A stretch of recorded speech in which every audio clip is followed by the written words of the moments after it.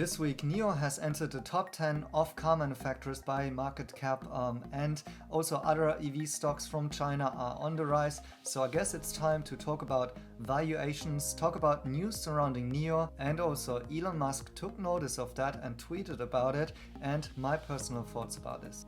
So yesterday's closing price of NIO was more than $42 a share, and this seems to have triggered Elon Musk, who is currently in Berlin here in Germany, to tweet about it, saying 420 is 10 times better than 42.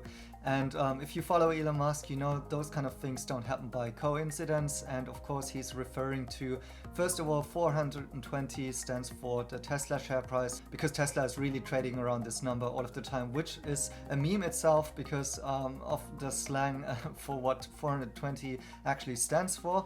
But obviously, it seems that he took notice that yesterday NIO closed at $42 a share, and this also is the 10 times difference between Tesla and NIO currently here. Now let's first talk about valuations here, and well, if you have been following this channel, then you know that I put out a target price for NIO at $40 a share a couple of months ago. What is my valuation target for NIO then, and how is it different from Baillie Gifford's? Well, as you have seen in my valuation video about NIO, you've seen that I made the projections according to the Hefei agreement and the deal details that are found online, and I think they can achieve around 500 million in sales by 2025. And given the assumption that they really can improve their margins and they keep growing and outline that in the future, then I would be looking at an optimistic target of $40 a share in 5 years time future. But of course, it's still a very long way to that. And we can see in this 5-year timeline what can go actually wrong within that time. At the same time, I would say that Baillie Gifford's outlook here isn't that unrealistic at all if we look at a really long term. So I would share this vision if we look beyond a 5-year timeline as well. And of course, once again, if everything works out perfectly. And it's kind of cringy for me to watch this video again. But anyways, what I put out there back then was based on my business napkin calculations that are made about NIO and the target price, based on the Hefei deal, actually calculated by what kind of revenues I am anticipating based on their automotive business in terms of how many cars they will be selling under this agreement in China. And I ended up saying that in 2025, NIO should be selling X amount of cars, reflecting that into X amount of revenues, and this should give a valuation of a share price of $40 a share. And obviously, we already passed that yesterday, although we may see a pullback now of the general market. Also, NIO, more volatile, is obviously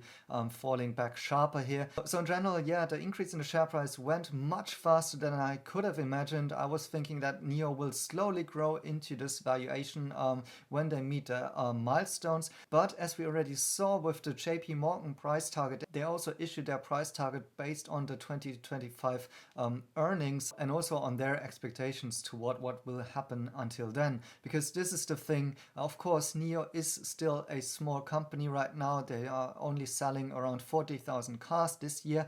But what people need to notice here is, why is NIO actually valued higher than a BMW or a General Motors? Is that investors are in general looking into the future. They think what will happen in 5 years, in 10 years time.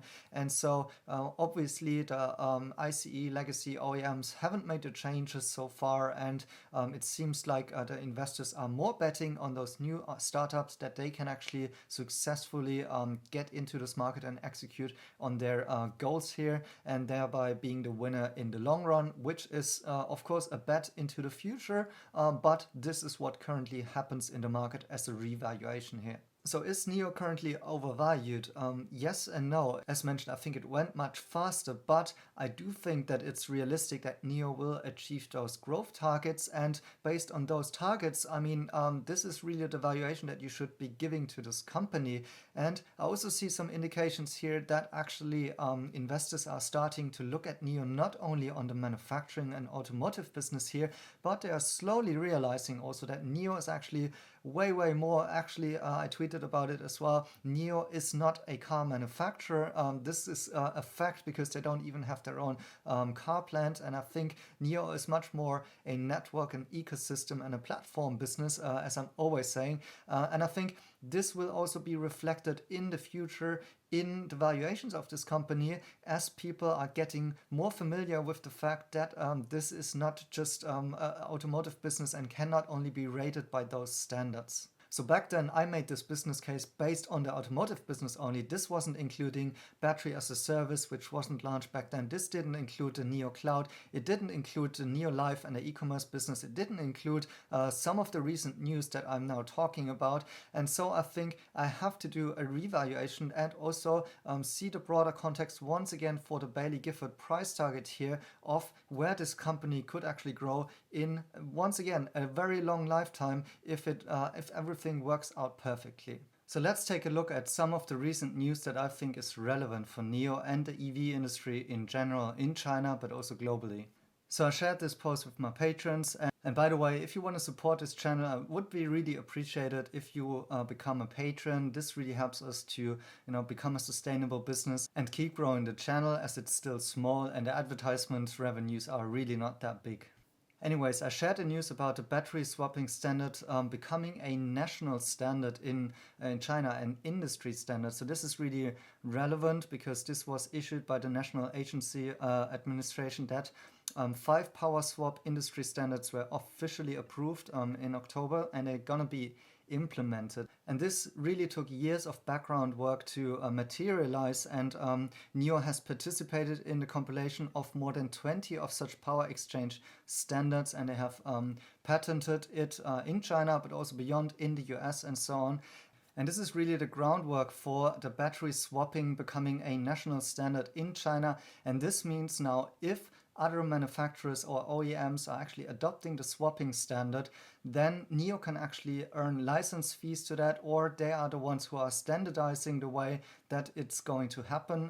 Of course, there will still be different standards, but it's really significant that NIO has made it to this official list of this Chinese industry standards here. I just saw the news that another EV startup from China is adopting the battery swapping standard. So in general, I just think that most of the players in the industry in China are actually joining this standard with a view that battery swapping will kind of be the leading standard in replacing gas stations in terms of recharging the EVs. Just one part of the solution besides supercharging, of course, and to home charging. But it seems really that battery swapping is getting a lot of traction in China and becoming a national standard here. Now, the news about this industry standard and NIO's participation is something that I will need to reflect in a future valuation target of NIO and the business case, because those licenses are something that, for instance, Bailey Gifford already calculated in also in their price target as well.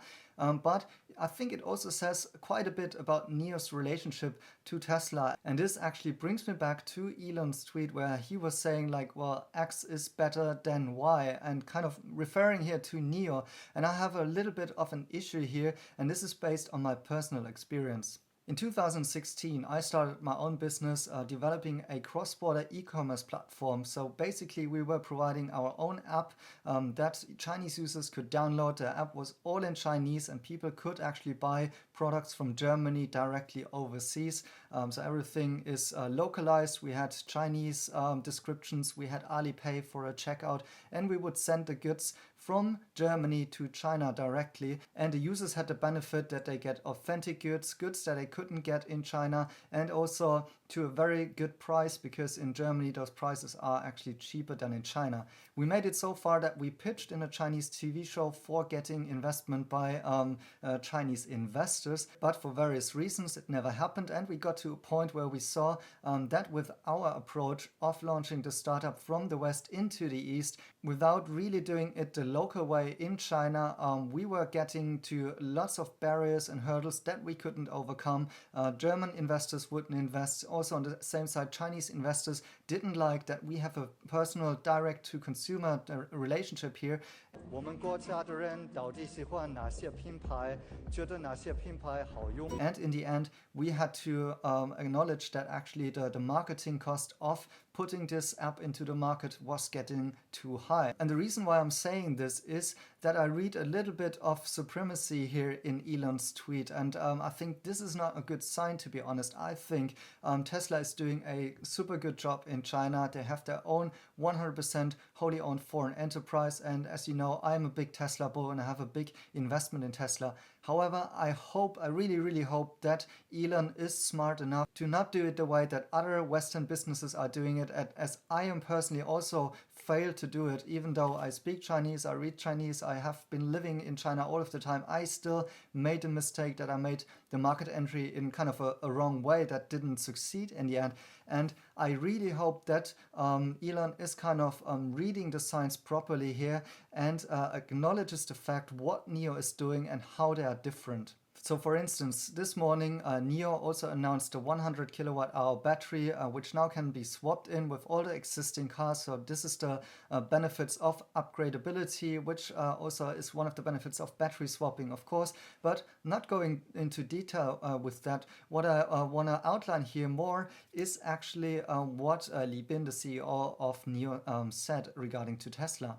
那现在据我们的了解啊，我们平均一辆车的这个平均销售单价比特斯拉在中国的这个价格要贵15万人民币左右啊，差不太多啊，要贵15万左右。所以其实我们的用户和特斯拉的用户呢，已经不太是一类用户啊，就虽然都喜欢电动汽车。 So here he outlines how he actually thinks that NIO has a different target group to Tesla because on average the sales prices of NIOs are 150,000 yuan higher than Tesla. So he's actually saying, well, we kind of see us operating here in a different segment, and that's actually relating back to the pricing chart that I made a couple of weeks ago. And I think what Li Bin is trying to tell Elon here is, hey guys, we could actually go hand in hand and along here. We don't have to compete because we have fundamentally different business approaches. For instance, a vertically integrated business model versus NIO's platform business model, as well as that we serve a different customer audience. Plus, and I'm always coming back to this, the way that actually the battery swapping is now kind of introduced in China with the China industry standard, plus that battery swapping, the asset management company, is actually a separate entity with CATL and other stakeholders and open for others to join. Also in connections with the statement by Li Bin about the different target group, I think this is kind of a hand that he is reaching out here to Elon, kind of saying like, you are invited to come and join us. And also I think, you know, from a Tesla investor perspective, I would really like to see that Tesla is actually pushing their battery production business that they have announced during Battery Day. So with the big 3 terawatt hours business that they have announced, which I think is great, big news, and one ambitious goal that I really would like to actually see taking a share in this battery swapping business, in terms of why wouldn't Tesla not want to join this and actually deliver the batteries that the superior batteries that they are developing in this battery swapping business and ecosystem there, which is actually adopted by maybe different OEMs and players in China. And I did a video before that I think Tesla should actually think about a localized model, a Tesla model that they are developing with the Chinese team on the ground. So summing things up here, I think my message to Elon would be to just give 100% authority to the Chinese local team. They should take a look at it, make sense of it, think about it, what makes sense in the Chinese local ecosystem.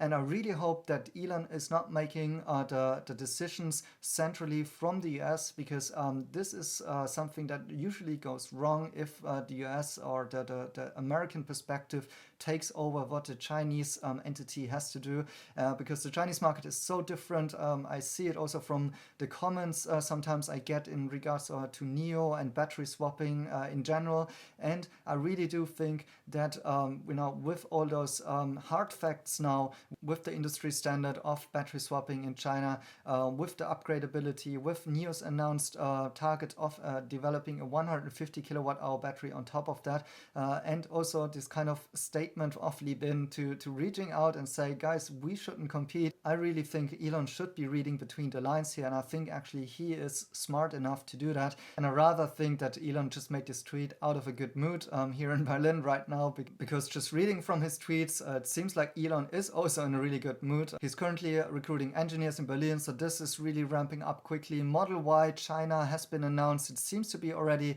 in volume production, which is great news as well. And we have great new merchandise with the tequila bottles of Tesla, which is once again a good sign that Elon is also in good mood. So in general, I would say competition is good. On the other hand, also have a little bit of a look of what's happening in China. It's the most important market for EVs in general. NIO is delivering more and more arguments why the rise in their share price is actually based on facts and also on some technology and business outlook which they have developed and that they can execute on. And this is once again, I think, in contrast to other EV players that are also rising now in share price, where I do think they are still in a very early stage. Don't get me wrong, if you make good money on XPeng or on Li Auto, then there is nothing to complain about. I just do think that I want to invest in a company that I fully understand, where I see a big potential in the end. And for me, at this time, this is Tesla and this is NIO. So what does it mean for the NIO share price? Well, I think, we now have reached my the valuation target, as I mentioned before, early, and this means it's kind of fully valued here from now. In case you are starting to invest in NIO right now, you're basically starting from zero, and you are really betting not only that NIO is really executing on those plans and can actually grow into this valuation that they're giving now, but on top of that, you're betting on that NIO can actually do something else beyond that. And as I'm outlining here, I think there's reason to believe there is more room to grow. However, and that's why I'm working on this new valuations sheet to give all those arguments where NIO is actually going into which segments and how this could actually implement the valuation in the future. And you're basically betting that this is going to happen. So for me, I'm just sitting back and relaxing, not selling a share. I'm definitely aware that this could really go back, and it could definitely have a little bit of a sell-off, in particular if the COVID cases are rising in the US. I think this is still the $1 million question, whether or not we also get a second lockdown in the US. So far, it doesn't look like it. However, if this will be the case, then the markets will be tanking again, and in this case, also NIO will have a really major pullback. Otherwise, I do think there's reason to believe that now the investor confidence in NIO is very high. I don't see why it necessarily needs to have a big pullback. It could also totally stay where it is, because I do think there is lots of arguments right now why it should be priced like that. Also, I want to finish this video by making a quick market update on my changes that I made to my investment strategy. If you haven't watched it, go and watch it here. I basically said that I'm shifting more of my assets into some Chinese stocks until the COVID situation has worked out in the West. And so I shifted it, for instance, into Baidu stock, and I was lucky that they got an upgrade here. So with a 27% increased target price, actually still based on some advertisement revenue increases, which I'm not very bullish about. I think Baidu is much more than just an ad business. But anyways, it seems like this really took off here, and the chart, is looking quite good here. I also mentioned that I will be shifting parts of my assets into Bitcoin, and luckily there we also saw a big lift off, and this really is getting a lot of traction, I have to say, and I'm still very bullish that this is not the end here. And I outlined this in one of my Patreon posts about what really got me into that. I will be getting deeper into actually how to buy Bitcoin and also some of the arguments around my investment in that in a separate video. But so far it seems that it's already kicking in, and I think that this could actually still continue for a while. Another shift that I made into my investment is putting more money into Cloudflare. I initially did a video before that I am invested in Cloudflare before this run up actually, but now it's been trading sideways a little bit. But with the shift in capital, I also bought more Cloudflare here, and I was listening to the earnings call yesterday, and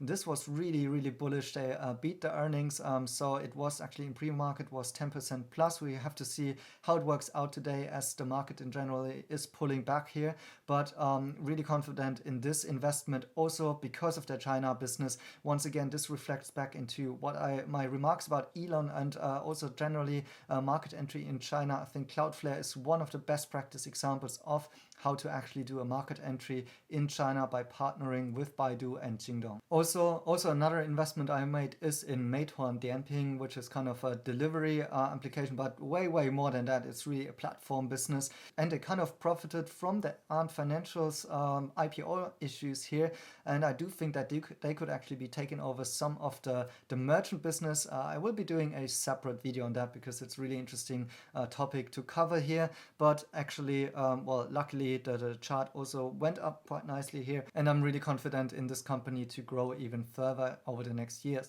Then for Square, I was tweeting that I think it's kind of gotten beaten down too hard during the recent setback, and this is why I actually added to some Square calls. And yesterday they also had their earnings call, and it's sounding really good. So it was already recovering nicely this week and got back over the support zone. But I think based on these earnings, it has even more room to grow. Although once again, we need to see how the market pullback plays into that. And last but not least, also in my point of view, a secure stock in terms of COVID-free is Sea Limited, because they're active in Southeast Asia. And I mentioned in my last video and also in a tweet that in case there is a dip, that I am actually going to buy it. So I bought it around here, and luckily it also saw the pullback and is rising higher. So in total, I can say that I was really lucky that my investments took off. As always, I was not only sharing them in my videos, but also outlining more in my blog posts on Patreons what I was actually buying.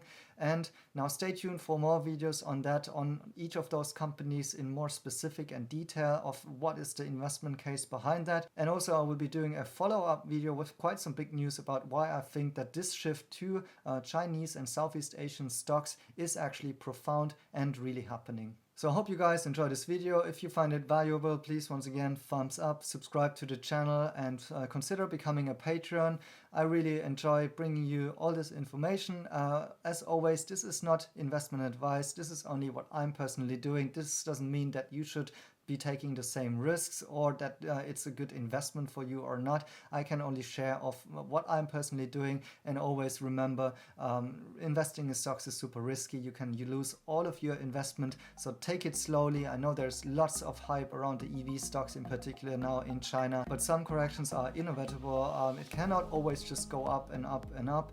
And in my views, the important thing is that you understand the companies, that you have a personal target of where this company could go, and then executing on that. So thank you guys for watching, see you in the next one, and have a great weekend.